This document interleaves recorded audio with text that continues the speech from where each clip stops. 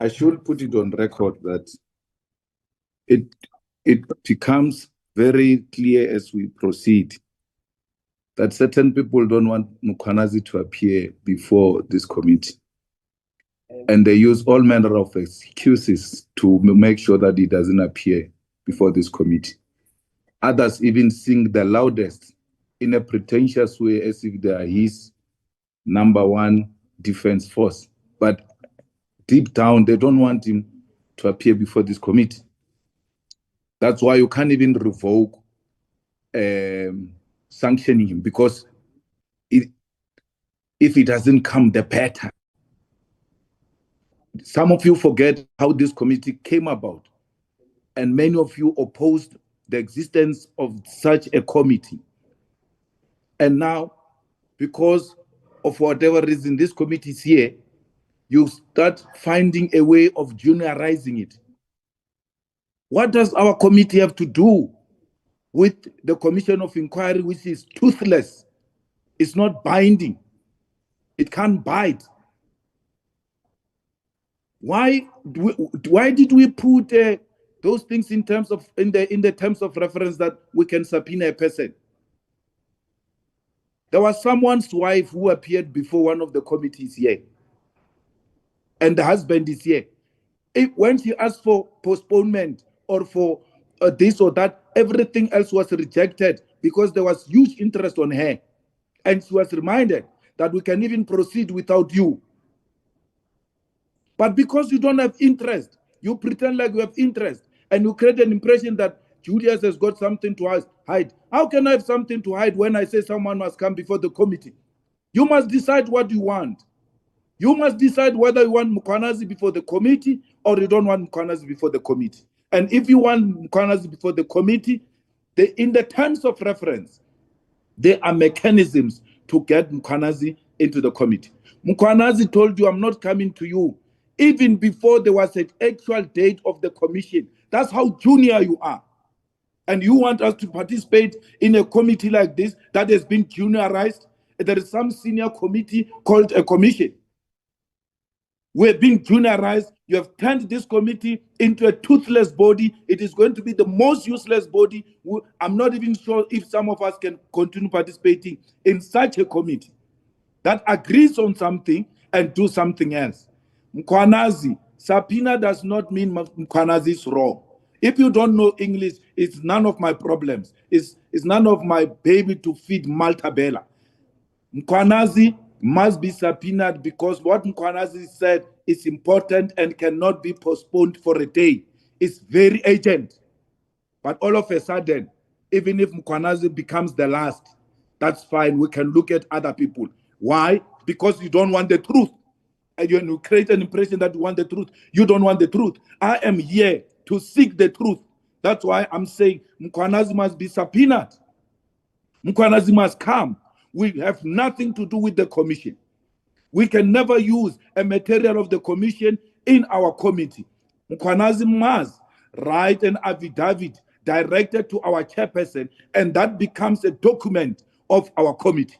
Any other thing is a hearsay. We don't want that. We want that which has been said to us by Mkhwanazi and the rest of them. I don't know what you're doing with Deputy Minister Cyril.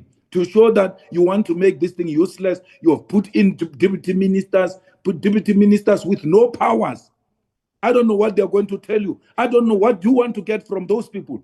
You are getting deputy ministers because you want to render this committee useless. That's what you're doing. And we don't agree with any of the proposals. We don't change any terms of reference. We want Mkhwanazi as number one. If you can't get him through Lavi-Davi approach, subpoena him, we are not doing anything outside the terms of reference. And then how can a person who started the allegations be the last one to testify? What are you going to use? With due respect, Honorable Bredenbach, we cannot use what has been said on TV. We cannot use that. We can use what is in the affidavit, and that affidavit must have an oath. So who are you going to question based on what? What is before you? We need something before us. And the person who can give that is Mkhwanazi. He has to come. Even if it means stopping half the way to go and appear into the commission, finish, come back, that's fine. But he has to come to us. Without Mkhwanazi, we're toothless, we're useless, we don't know what we're talking about. Someone is alleging here. You go and ask someone else, or Baru, you did 1, 2, 3. Or go and ask the person who said, I did that, and give you a proof. They say Sibia has stolen or taken the dockets. That's one of the allegations. Of course, we know the dockets have been returned or whatever the case might be. We are going to go to Sibia and say to Sibia, where are the dockets? I never took any dockets. Don't know, what do you mean?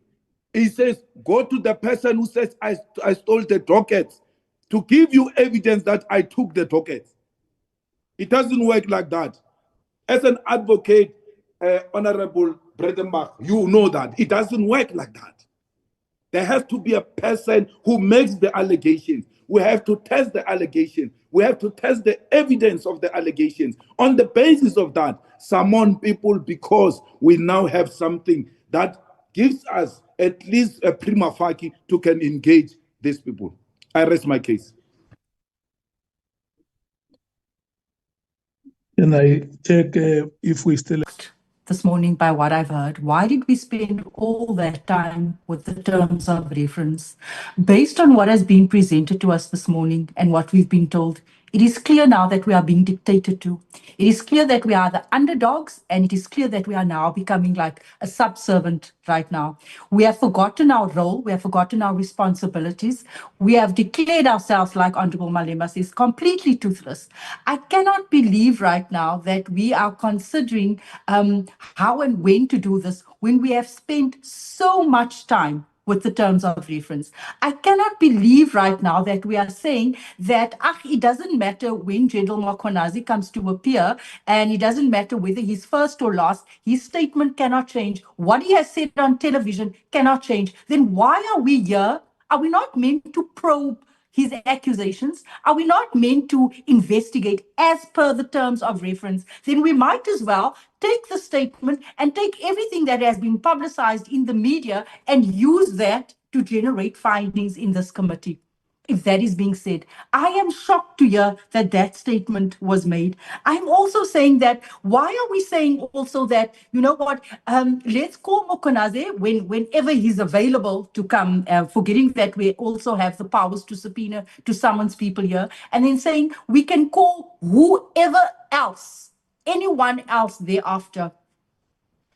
Whether you have a criminal mind or an investigative mind, but I think it's common sense that whatever General Mkhwanazi presents and tells us, calling of the next witness needs to be intentional, and it needs to be strategic in terms of linking these statements and in terms of actually having an outcome that will give us results. We can't just go haphazardly right now and just call anyone whenever, because we are now being dictated to.